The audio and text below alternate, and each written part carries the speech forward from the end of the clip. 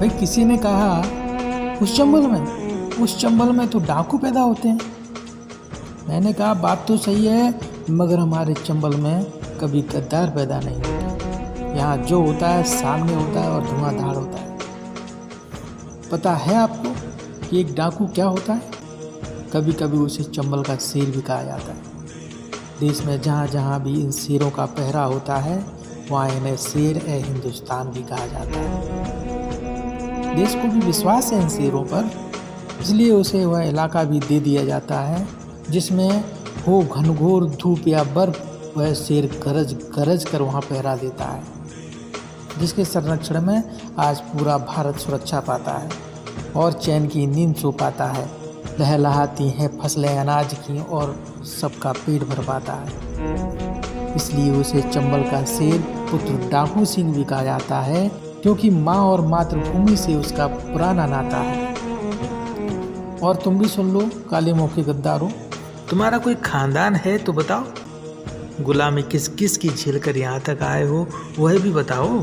किस किस के जूते चाट कर यहाँ तक पहुँचे हो वह भी बता दो। सुनो, आए कई मुगल बादशाह भी यहाँ और फिरंगी या सतरंगी, चंबल घाटी में टिक न पाई उनकी कोई सत्ता अतरंगी। और गद्दार की परिभाषा क्या है पता है आपको? जन्नत जहन्नम और ILU भी तुम अपने पास ही रखना, और कई मौज भरे साधन भी तुम अपने पास ही रखना। और जो सीधा बनता है, अपना होकर भी अपनेपन का दिखावा करता है, फिर टेढ़ा होकर छलावा करता है। मतलब जिस थाली में खाता है उसी में छेद करने वाली रीति निभाता है, क्योंकि ऐसे लोगों को ही गद्दार कहा जाता है। तो वह भी अब अपना रास्ता नाप सकता है। हाँ, इसलिए कि ये चंबल है, यहाँ वही रह पाता है जो इस चंबल भूमि और इस मातृभूमि को भाता है। और करे जो इससे गद्दारी, तो यहाँ का कोई डाकू इसे सह न पाता है। अच्छा है, अगर कुछ करने का मन रखते हो तो आगे आओ। इससे आगे कुछ सुधार कर सकते हो तो कोई योजना बताओ। फायदे को छोड़कर कायदे से कुछ करना चाहते हो तो करो। हमारे आदर्शों को मानवता से जोड़कर कुछ कर सकते हो तो आगे बढ़ो। छपे हैं कई इतिहास मानवता के आज भी यहाँ, उन्हें कुरेद कर यहाँ कोई गुरुकुल बना सकते हो तो बनाओ। और कुछ बातों में रहस्य तो छुपा होता है, उसे कोई समझदारी समझ सकता है कि भूखा भिखारी भी रहता है, भूखा तपस्वी भी रहता है।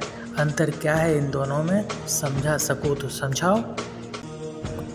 क्योंकि कभी कभी हम सब कुछ देकर भी लोगों को भिखारी बना देते हैं, और कभी कभी हम कुछ न देकर भी उन्हें तपस्वी बना देते हैं। इन दोनों स्थितियों में अंतर तो बहुत है। ध्यान धरकर इन्हीं बातों पर कुछ कर सको तो कर जाओ। सही नियति से चंबल घाटी में तुम यदि आ पाओ तो आ जाओ, कि इस चंबल के किनारे भी कोई तीर्थ बसा सको तो बसा जाओ। और फिर चंबल घाटी हो या फिर घटा कोई, अमानवता की भीड़ में मानवता का विचार लेकर आगे बढ़ सको तो चले आओ। और सामर्थ्य है यदि यहाँ की प्रकृति को और भी ज़्यादा सजाने और संवारने का तो चले आओ। मगर कोशिश है तुम्हारी यदि इस चंबल घाटी को नीचा दिखाने की तो चले जाओ, तो चले जाओ। क्योंकि चंबल है ये, यहाँ की माटी का अगर कोई पानी भी पी लेता है तो वह गद्दार नहीं बनता, वह वीरता को प्राप्त होता है। इसलिए जान को वो देश पर कुर्बान किए जाते हैं, मिट्टी पे अपनी वो अभिमान किए जाते हैं।